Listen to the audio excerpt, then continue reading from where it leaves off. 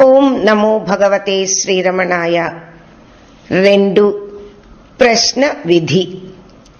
ఋషులు: ఓ సూతమునీంద్ర, ఉత్తమమైన భక్తుల మహిమను తెలిపే శ్రీ శివభక్త విలాసము అను పురాణమును మాకు ప్రవచించి జాత్యాదులన్నీ మిథ్యాగునట్లు చేయుము.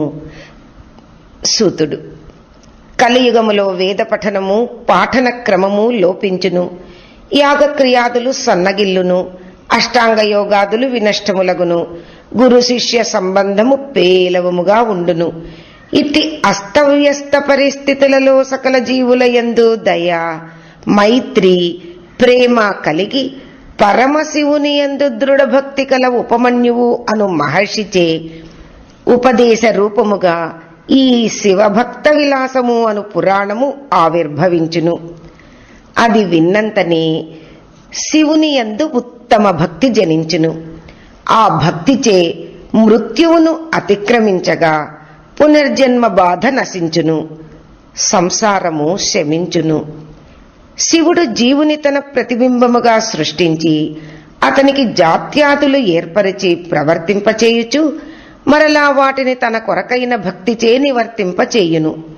శివుని యందు అనన్యమైన భక్తి, అవ్యాజ ప్రేమగల మహాత్ములు పాపములను ప్రక్షాళనము చేసుకొని సర్వాత్మనా సత్పురుషులుగా స్మరింపబడు వారిని గూర్చి మీకు వినిపించెదను. బ్రహ్మజ్ఞానులగు ఓ మునులారా, వినండి. దక్షిణ భారతమునందు క్షీరసాగరము నుంచి జనించిన కౌస్తుభము వంటి దేశము కలదు. ఇది స్వర్గ ప్రతిబింబమా అనిపించడి. ఆ దేశమున శివునకు అతి ప్రియమైన కాంచీపురము కలదు.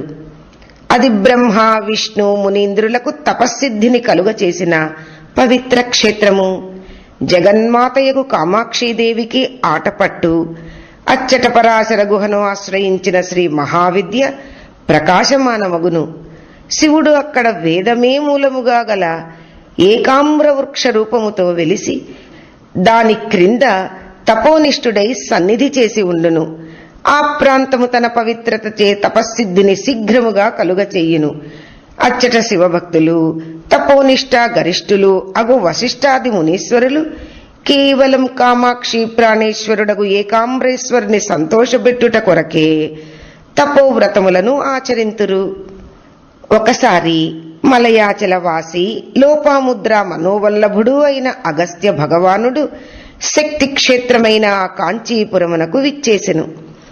ఆయనను చూచి మునులందరూ ప్రణమిల్లి విధి విధానముగా పూజించిరి. సుఖాసీనుడై ఉన్న ఆ కుంభ సంభవుని సనాతన ధర్మపరులైన ఆ మహర్షులు భక్తితో అంజలించి వినమ్రులై అడిగిరి. పూజ్యుడవగు అగస్త్య భగవానుడా, నీవు సర్వజ్ఞుడవు, దయానిధివి. మా సంశయమును ఒక దానిని తీర్పుము. మేము చిరకాలముగా తపస్సు చేసి ఉంటిమి, అనేక క్రతువులను ఆచరించితిమి. మహాదేవుని ఎంతగానో పూజించినను అంతరంగ శుద్ధి కలుగలేదు అనిపించుచునే ఉన్నది. విషయ సుఖములందు ఆశను కలిగించు రజోగుణము నశించినను మా మనస్సెందుకో ఇంకనూ చంచలముగానే ఉన్నది. కనుక ఓ మునీశ్వర, మాకు ముక్తి మార్గమును చూపుము అని ప్రార్థించిరి. అగస్త్య భగవంతుడు ఇట్లు భాషించెను. అవ్యయుడు శివాప్రియుడు అయిన మహాదేవుని యందు మహోత్తమమైన భక్తిని పొందక ఇతర మార్గములలో 100 కల్పములు శ్రమించినను ముక్తి కలుగుట కల్ల. తమను వ్యాపించి ఉన్న ఆకాశమును చాప చుట్టవలే చుట్టగలిగినచో మానవులకు శోకము నశించును. శివభక్తి లేకనే, అనగా శివభక్తి వినా శోకనాశనము కలుగదు. భక్తి అంటే సర్వత్యాగము అని గ్రహించవలెను. పరమేశ్వరుని యొక్క చరణారవిందముల యందు పరిపూర్ణ దాస్యభావము మొలకెత్తాలి. సర్వజ్ఞుడగు సర్వేశ్వరుని కుమారుడై తానును స్వయం సకలజ్ఞుడై భాషించిన మయూరవాహన కుమారస్వామి ఉపదేశించిన భక్తి తత్వమును మీకు ఇప్పుడు వివరించెదను. ఈ తత్వార్థ శ్రవణము చేతనే జీవుడు భవబంధ విముక్తుడగును. శుద్ధ మనస్కులై వీనుల విందుగా విందురు కాక. అనేక ధాతు సంయోగముతో చిత్ర విచిత్ర వర్ణములతో శోభిస్తూ భూతగణములతో కూడి జలజలజాలు వారే శిలయేళ్లతో దర్శనీయమై అనేక వృక్షములతో కిక్కిరిసి వివిధ ప్రసూన విరాజమాన లతా వితాన పరివృతమై క్రూర సాధు జంతు సంతాన సంకులమై మిక్కిలి ఆశ్చర్యకర సన్నివేశములతో కూడి కోటాను కోట్ల సూర్యమండలములను మించు కాంతిపుంజములను వెల్లివిరిస్తూ మేడలతో మిద్దెలతో పరివేష్టింపబడి విలసిల్లే ఆ కైలాస గిరీంద్ర శిఖరముపై వెండి రూపాంతరమై భోగవతీపురము విరాజిల్లుచూ ఉండును. ఆ నగర మధ్యమున నవరత్న ఖచిత స్వర్ణ సింహాసనమున పార్వతీ సమేతుడై పరమేశ్వరుడు సుఖాసీనుడయ్యను.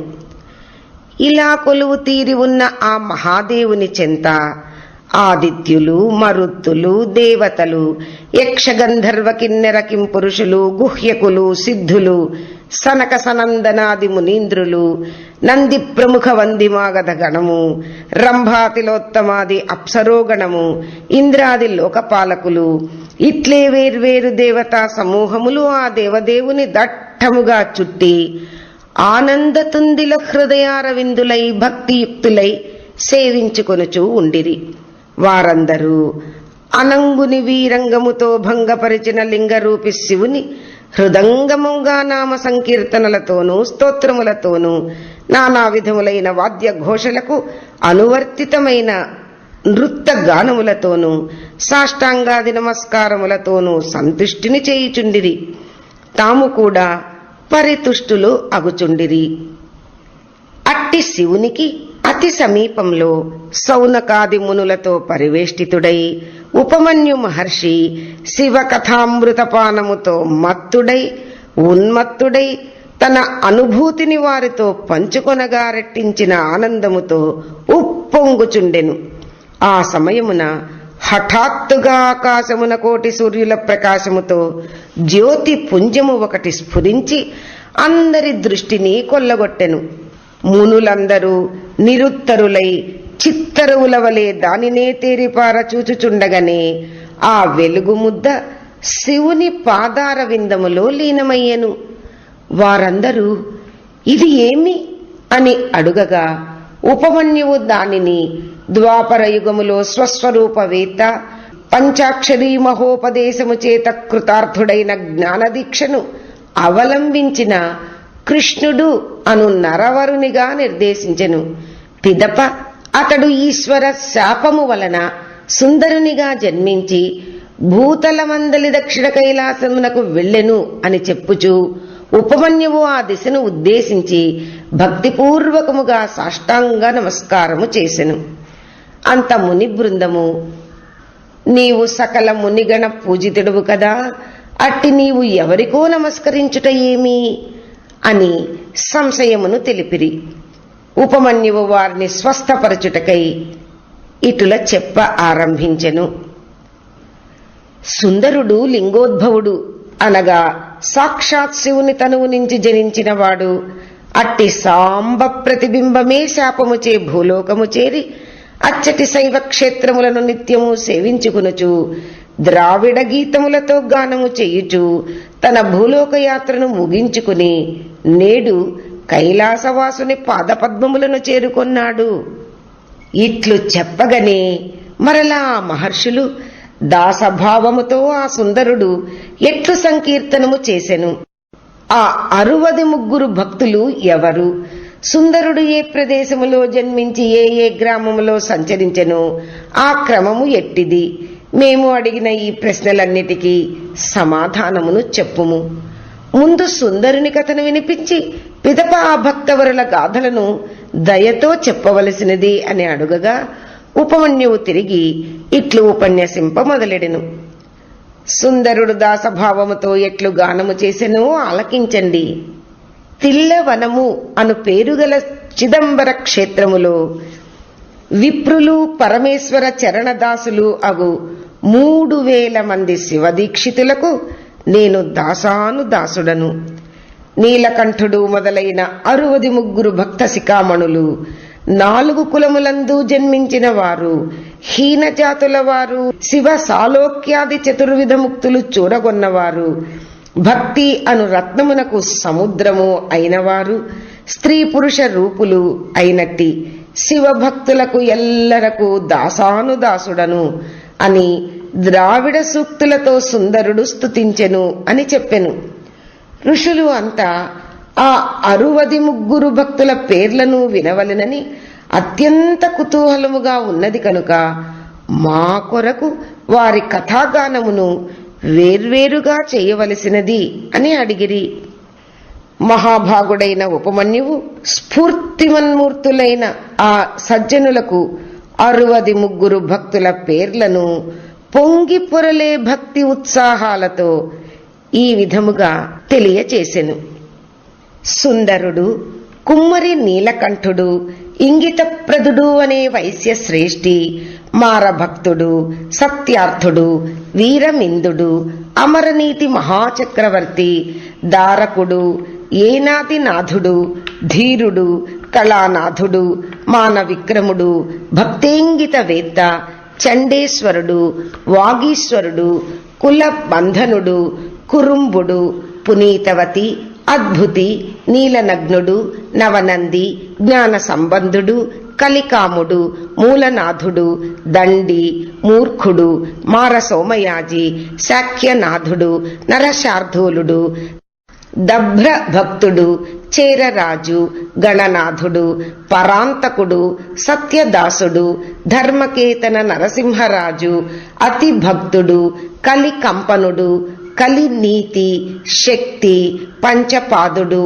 మాలాతృణకుడు, అవికారి, కుబ్జ పాండ్య ప్రభువు, వాయులుడు, సూరభిద్దు, సింహాంకుడు, ఐడంకుడు, యుద్ధమిత్రుడు, కీర్తిసఖుడు, సూరవ్యాఘ్రుడు, శంభుధ్యాయి, పాండ్యపత్ని మహిళేశ్వరి, భక్తప్రియుడు, సోణాక్షుడు, వీణాపాణి నీలకంఠుడు, జటిల జ్ఞానవతులు, వీరంతా అహంకారమును అణచి నమ్రతతో శంభుని ధ్యానిస్తూ శివయోగమునందు నిపుణులై, హృదయ కమల నిష్ఠులై, భస్మరుద్రాక్షధారులై అనేక ప్రాంతములందు నిజ జీవితములను సార్థకపరచుకున్న ధన్యజీవులు, నందీశ్వరునితో సమానులు.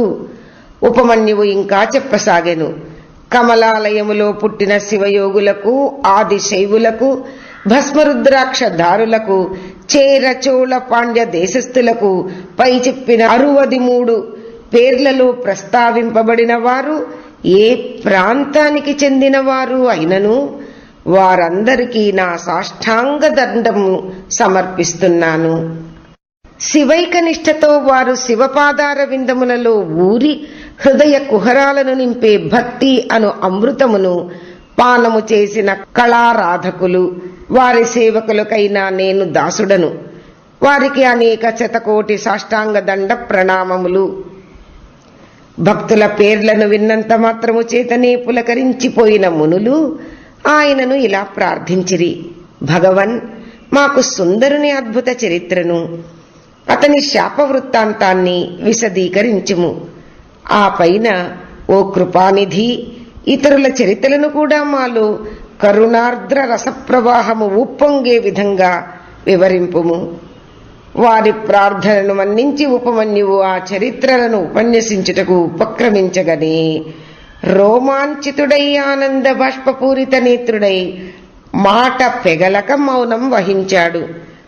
క్రమంగా పారవస్యము నుండి తేరుకుని ఆ మహాపురాణాన్ని ప్రవచించుటకు సంసిద్ధుడై తన ఎదలో నిమగ్నమైన భక్తి గంగను, శివుడు తన జటలలో బంధించిన ఆకాశ గంగను భూమికై విడచినట్లు ఆ సజ్జనుల కోసం ప్రవహింపచేశాడు.